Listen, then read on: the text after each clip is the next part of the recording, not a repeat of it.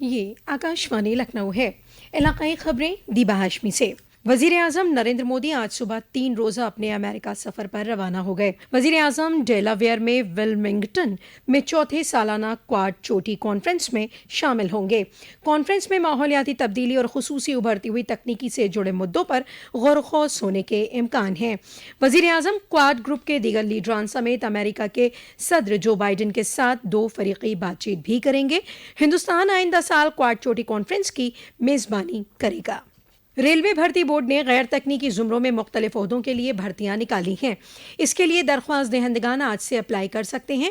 درخواست کرنے کی آخری تاریخ 20 اکتوبر 2024 ہے۔ جن عہدوں کے لیے بھرتی نکالی گئی ہے ان میں commercial assistant clerk, accounts clerk cum typist, junior clerk cum typist اور ٹرین کلرک شامل ہیں۔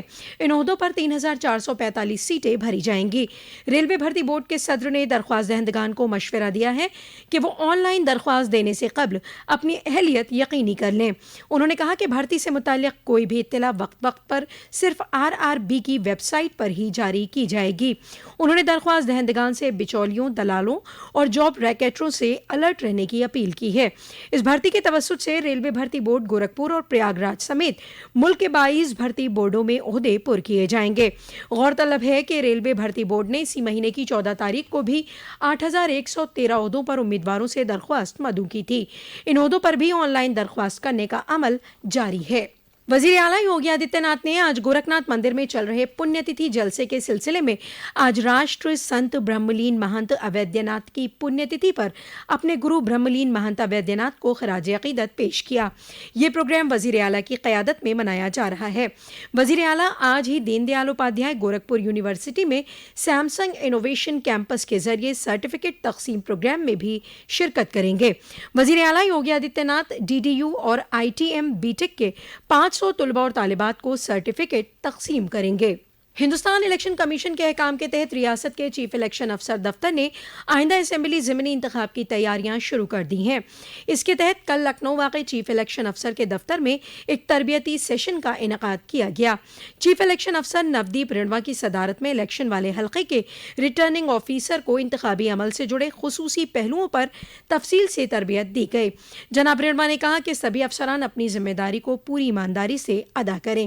غور طلب ہے کہ مظفر نگر کی میرا پور، مراد آباد کی کندر کی، غازی آباد کی غازی آباد ودھان سبھا، علی گڑھ کی خیر، مین پوری کی کرہل، کانپور شہر کی سیسا مئو، پریاگ راج کی پھول پور، ایودھیا کی ملکی پور، امبیڈکر نگر کی کٹہری اور مرزا پور کی منجوا اسمبلی سیٹوں پر ضمنی انتخاب ہونا ہے۔ ان 10 سیٹوں میں سے علی گڑھ کی خیر اور ایودھیا کی ملکی پور شیڈیولڈ کاسٹ کے لیے محفوظ ہیں۔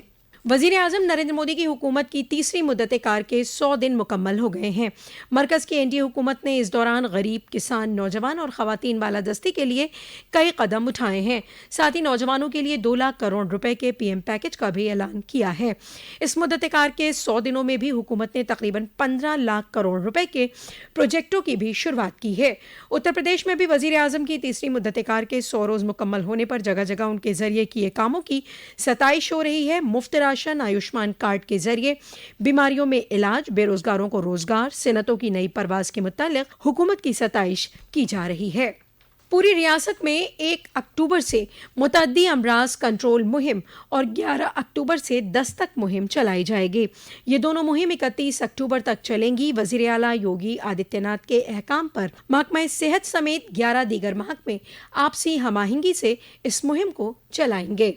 ریاست میں سیلاب سے متاثر تقریباً 26 اضلاع میں حکومت کے ذریعے راحتی اشیاء تقسیم کی جا رہی ہیں۔ بہرائچ، اناؤ، وارانسی، بستی اور گورکھپور سمیت کئی اضلاع میں سیلاب سے متاثر علاقوں میں عوامی نمائندوں اور حکومت کے افسران کے ذریعے راحتی اشیاء تقسیم کی گئیں۔